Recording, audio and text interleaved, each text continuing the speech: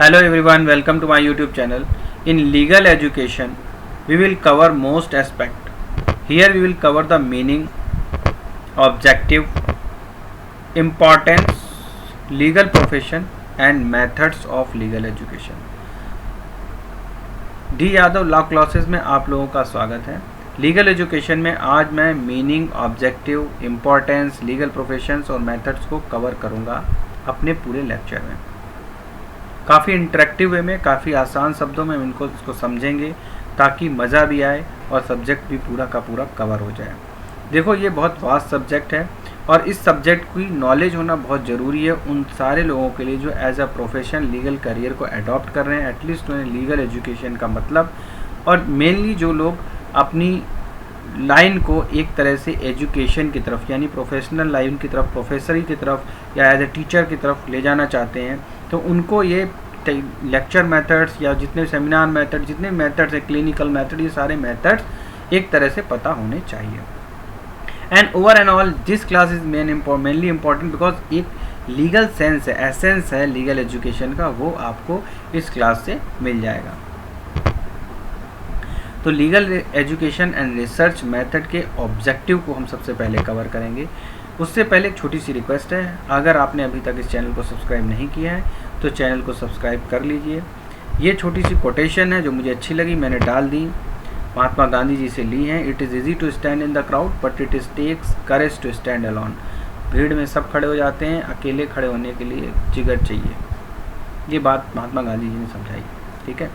इससे दूसरा कोटेशन जिससे मैं बहुत प्रभावित हूँ वो है हेल्थ का।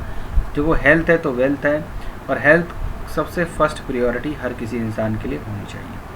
मैं हूँ देवेंद्र यादव और मेरे चैनल में आप लोगों का बहुत बहुत स्वागत है। आगे बढ़ने से पहले एक छोटी सी रिक्वेस्ट है, अगर अभी तक चैनल को सब्सक्राइब नहीं किया है तो चैनल को सब्सक्राइब कर लीजिए, बेल का आइकन प्रेस कर दीजिए ताकि आपको सारी नोटिफिकेशन और जितनी भी क्लासेस हैं सबकी इन्फॉर्मेशन टाइम पे मिल सके। अब हम अपने नेचुरल मीनिंग की तरफ बढ़ते हैं। लीगल एजुकेशन का क्या मतलब है, जो बहुत आसानी से समझ में आ सकती है डेफिनेशन, उनको मैंने यहाँ पे कवर किया है। डॉक्टर भीमराव अंबेडकर साहब, इन्होंने क्या कहा?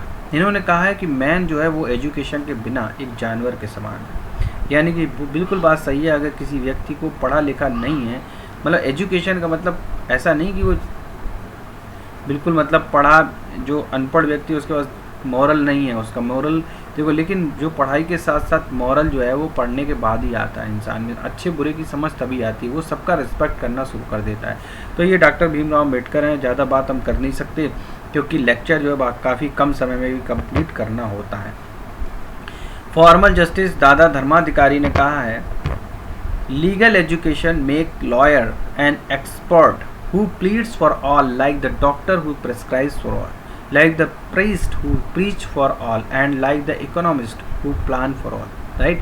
जैसे इकोनॉमिस्ट है, इकोनॉमिस्ट सबके लिए प्लान करता है, उसी तरह से एक लीगल एजुकेशन में जो लॉयर है उसको भी इसी तरह से प्लीडिंग में परफेक्ट होना चाहिए। जैसे डॉक्टर प्रेस्क्रिप्शन में परफेक्ट होता है, वो मरीज कोई भी जाए ना फटाफट प्रेस्क्रिप्शन लिख देते हैं, ऐसा लगता है बिल्कुल रटा पड़ा। किसी भी तरह का मरीज आ जाए, कोई भी बीमारी, हर किसी की बीमारी अलग अलग होती है, डॉक्टर हर किसी की नब्ज पकड़ के आराम से इलाज सबका करते रहते हैं, ठीक है। तो इसी तरह से लीगल एक्सपर्टाइज भी होना चाहिए ना। अब डॉक्टर गलत दवाई दे देगा, गलत इलाज कर देगा तो क्या होगा? मरीज की कहते नहीं है कि वो नीम हकीम खतरे जान वाली बात हो जाती है। तो इसलिए लोग ऐसे डॉक्टर से बचते हैं, इसीलिए ऐसे वकीलों से भी लोग बचते हैं जो लोगों को गलत सलाह देते हैं, जो लोगों को डराते हैं। तो इस तरह के वकीलों से भी लोग बहुत बचते हैं। तो इसलिए आपको अगर अच्छा लॉयर बनना है तो इस तरह से आपको कुछ जो लीगल प्रैक्टिस हैं वो सही तरीके से अडॉप्ट करनी पड़ेगी और सही तरीके से उसमें अपने प्रोफेशन पे ध्यान देना पड़ेगा। जस्टिस कृष्णा अय्यर कहते हैं कि प्रोफेशन ऑफ लॉ बहुत नोबल है। Calling and member of the law professions occupy a very high status. बहुत हाई स्टेटस होता है समाज में। जो लीगल प्रोफेशनल्स होते हैं उनका, आप कहीं भी जाइए, कहीं भी कोई डिस्प्यूट हो रहा होगा तो लीगल प्रोफेशनल जो होगा, जो लॉयर होगा कहीं पे, वो अगर जाता है तो समाज में उसकी बात को लोग वैल्यू देते हैं। बस शर्ते आप अपने जो आपका प्रोफेशन है आप उसको सीरियसली लें।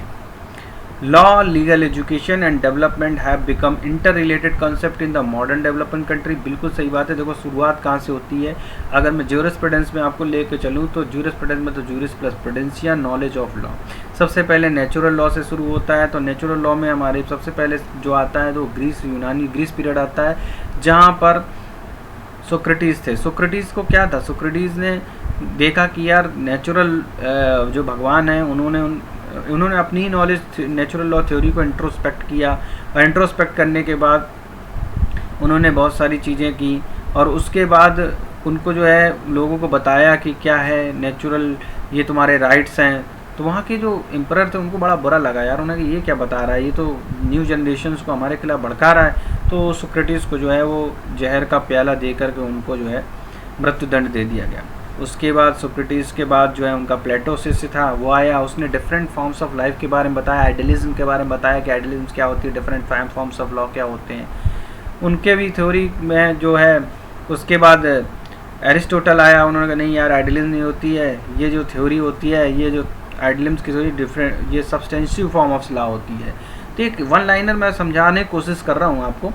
तो इसके बाद जो है ये जी चीज़ जो है ना, वो इसके बाद ग्रीक पीरियड के बाद जो यूनानी पीरियड था, उसमें जो है जीनो जो था काफ़ी अमीर मर्चेंट था ये, और ये जब ये गरीब हो गया, इसका धन चला गया, तो इसके बाद इसने सोक्रेटिस को पढ़ना शुरू किया। फिर इसने इसकी लाइफ को, फिर स्कॉइटिज्म नाम के जो स्कॉइटिज्म थी, इसके जहाँ पे लोगों को इसके शिष्य हैं उनको कहा जाता था, जो उपदेश देता था, वहाँ के जो राजा उनको बड़ा पसंद आया, तो उन्होंने धीरे धीरे लॉ के रूल निकालने शुरू किए।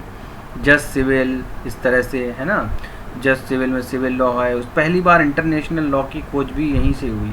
फर्स्ट टाइम इन्होंने इंटरनेशनल लॉ का भी एक तरह से इन्होंने ही बताया कि इंटरनेशनल लॉ क्या होता है। तो मतलब एक तरह से उन्होंने अपने उसमें कवर किया था इंटरनेशनल लॉ को।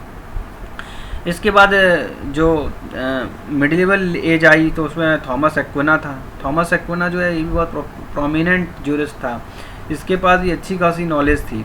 और इसने क्या किया, इसने कहा कि भैया जो चर्च है, चर्च का जो फादर है वो, उसको इन्होंने अलग ही कॉन्सेप्ट है। सबसे पहले नंबर पे इन्होंने रख दिया गॉड को, भगवान, दूसरे नंबर पे नेचर को, तीसरे नंबर पे चर्च को रख दिया, और उसके बाद मैन मेड लॉ। 4 वर्गीकरण कर दिए इन्होंने लॉ के।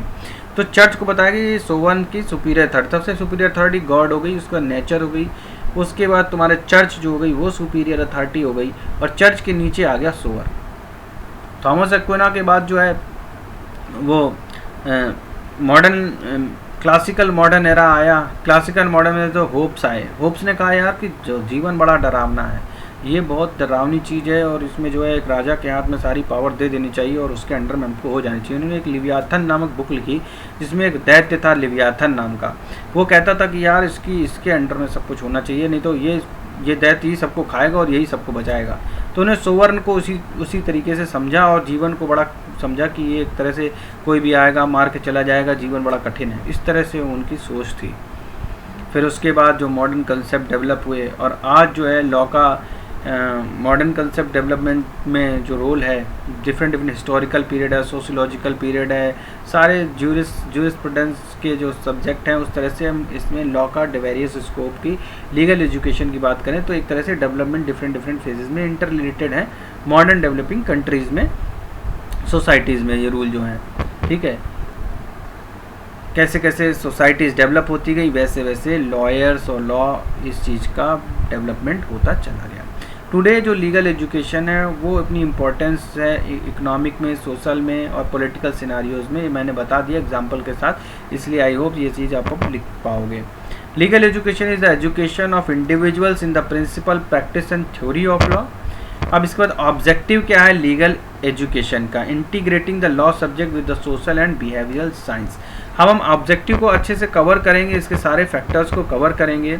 उसके बाद फिर हम डिफरेंट स्कूल्स के बारे में, मतलब डिफरेंट जो है मेथड्स के बारे में बात करेंगे, पूरी पॉलिसीज़ के बारे में बात करेंगे। ये पूरी स्लाइड मुझे डिस्कस करनी है, और बने रहिए हमारे साथ एंड तक। सेकंड वीडियो में अपने इसके आगे से डालने की कोशिश करता हूँ, क्योंकि वीडियो लंबा हो रहा है, आधे घंटे से ऊपर हो जाता है, यूट्यूब अपलोड नहीं करने दे रहा है। अभी ये नया चैनल है, यूट्यूब जल्दी अपलोड करने देगा नहीं, तो इसलिए आप लोग ज़्यादा से ज़्यादा लाइक कीजिए, सब्सक्राइब कीजिए, ताकि जल्दी से ये चैनल इस पोजीशन पे आ जाए कि आधे घंटे की वीडियो मैं अपलोड कर पाऊँ। तो thank you for watching me, and please like, subscribe, share and support me.